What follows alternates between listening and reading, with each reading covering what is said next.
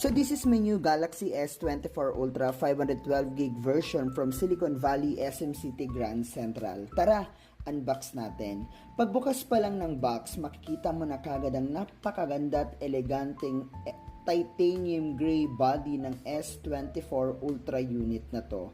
Doon pa lang tinanggalan namin yung protected film para mapakita yung 6.8 Super AMOLED Quad HD display.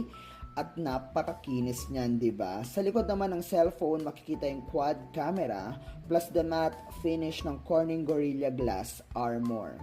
Tignan natin yung iba pang laman ng box. Sa loob ng box na to, makikita naman yung Type-C to Type-C power cord na super fast charging na rin siya. Ayan, o di ba? Ang ganda ng pagkakaayos ni Samsung.